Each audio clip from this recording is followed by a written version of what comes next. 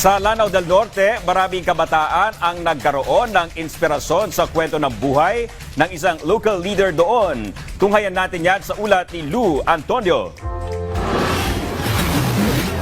Na-inspire ang mahigit 3,000 mag-aaral ng Kapatagan National High School sa Lanao del Norte sa buhay ni Mayor Marcos Mamay ng Bayan ng Nunungan. Ito ay matapos na isagawa ang pagpapalabas ng pelikulang pang-edukasyon ng kanyang biopic film na pinamagatang Mamay: A Journey to Greatness. Layunin ng pelikula o biopic film na magbigay ng inspirasyon sa mga kabataan na hindi hadlang ang kahirapan para maging matagumpay sa buhay. This is our story, a life story since childhood until becoming a public servant, na highlight that poverty is not the hindrance to success. Si award-winning director Neil Bubuitan ang direktor at writer ng pelikula. Pumunta rin mismo sa bayan ng Nunungan ang mga cast ng pelikula para sa shooting. Binidahan ito ni Jerry Craval, Aramina, Victor Neri, Ari Forbes, Julio Diaz, Dennis Coronel, Devon Seron, TJ Marquez, Ron Angeles, Sheila Delgado at Tonico. Samantala, masaya rin ang mga mag-aaral sa kanilang natutunan sa pelikula. Isa na dito si Edalberto Bahala na inspired na abutin ang kanyang pangarap na maging guro. Grabe maka-inspired ang story ni Mayor Mamay. Grabe ang struggles siyang kinabuhi. Bisang pag manghamon niya siyang life, grabe nga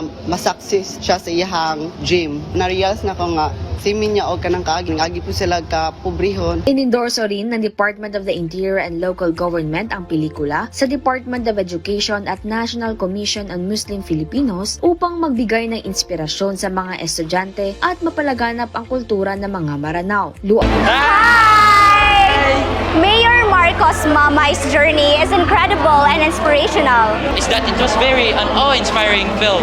It gave important and meaningful lessons throughout life. So kinahanglan nagi ng perseverance, na determination, no, sacrifices. So dagang struggles nga nagiya nato. So mo na atong itudlo sa itong mga kabataan, lalo na sa mga kabataan hindi makapag-aral dahil sa kahirapan. So habang humihinga may pag-asa pa.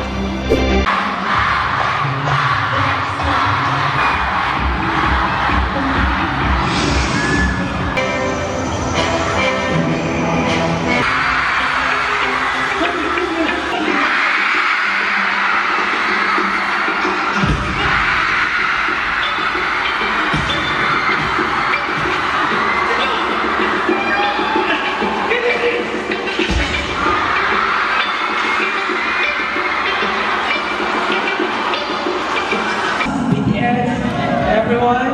All right. BTS.